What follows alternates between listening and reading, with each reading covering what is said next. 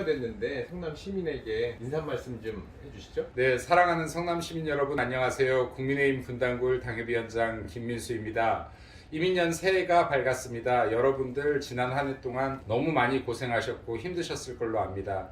여러분들 아픈 마음들을 다 모두 털어내고 새해에는 좋은 일만 가득하시길 바라겠습니다. 새해 복 많이 받으십시오. 감사합니다. 또 이번에 이제 대선이 있는데 임하는 각오라고 할까요?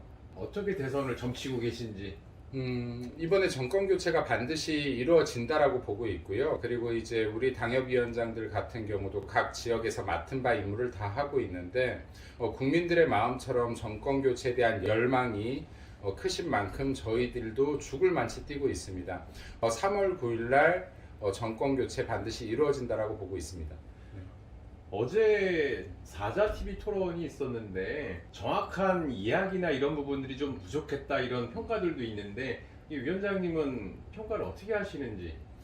일단 그 대선 토론회 시스템에 조금 문제가 있다라고 생각합니다. 그러니까 대선 토론회는 말을 뽐내는 곳이라기보다 국민들께서 이 후보들을 더 알아가는 과정이 필요로 한데 4명의 후보가 나와서 너무 짧은 시간 동안 공방을 주고받다 보니까 이 부분에서 서로를 아는 한계가 있지 않은가라고 생각을 합니다. 그리고 다른 시에서도 대선을 앞두고 시에서 굉장히 큰 현안에 대한 부분들을 정책으로 선택하게 하려고 하는 부분에 움직임이 많은데 위원장님이 생각하시는 성남시의 가장 급하게 해결해야 하는 현안이 무엇인지, 그리고 그것이 대선 공약의 정책으로 받아들여야 될 부분이 무엇이 있을지 한번 말씀해 주시죠. 주택, 그리고 교통, 그리고 미래 세 가지를 좀 크게 꼽고 싶습니다. 첫 번째 주택은 분당이 이제 벌써 제1기 신도시로 수립된 지 지금 30년이 흘렀거든요.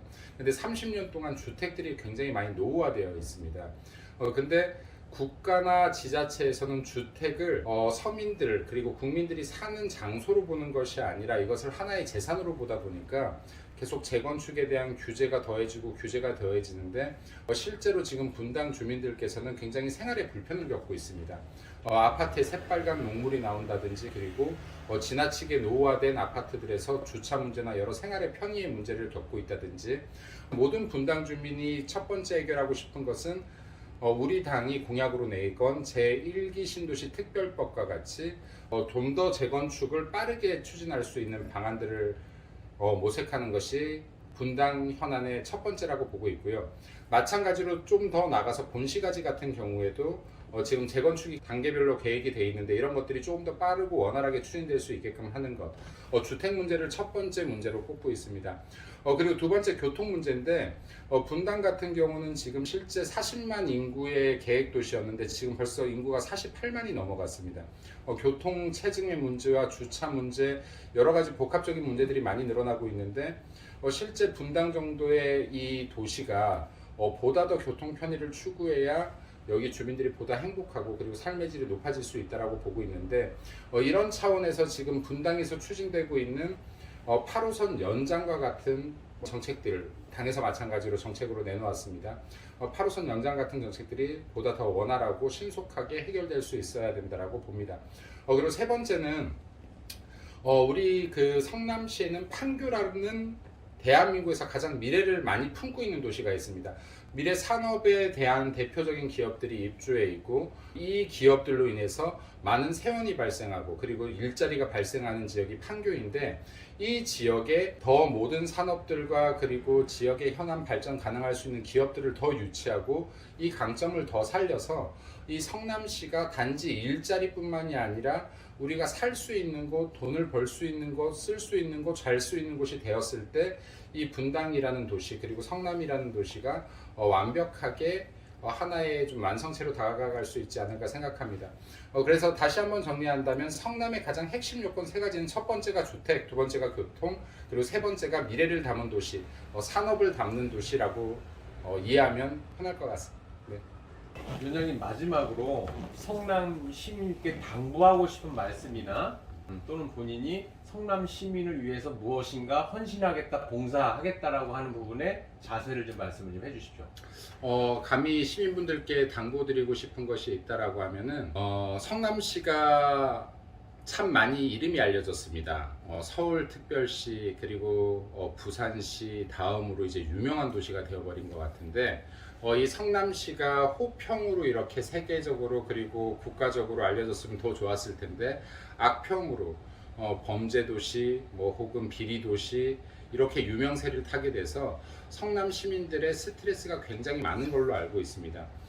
한번 이렇게 씌어진 이미지들을 극복한다는 것이 쉬운 것이 아닌데 우리 시민들이 다 같이 변화해야 우리가 살고 있는 성남시가 언젠가는 미래를 품은 도시로, 깨끗한 도시로, 대한민국의 선진 도시로 국민들에게 그리고 세계에도 인식될 수 있는 날이 올 것이라고 생각합니다. 시민 여러분들께서 함께 바꾸기 위해 노력해 주셨으면 좋겠고 저 김민수도 젊은 정치인으로서 우리가 살고 있는 성남시가 보다 깨끗할 수 있게 그리고 보다 미래를 품을 수 있게 보다 앞으로 나아가는 선진도시가 될 수 있게 최선을 다하겠습니다. 위원장님, 장애인 정책에 대해서는 어떤 생각을 갖고 계신지 한 말씀해 주시죠.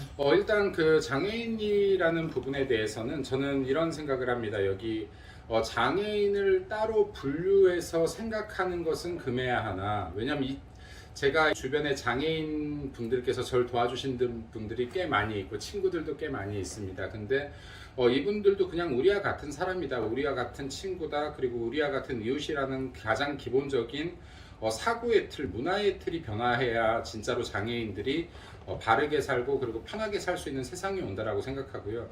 그래서 가장 첫 번째는 문화가 변해야 된다. 이들에 대한 인식이 변화해야 된다는 게 첫 번째입니다.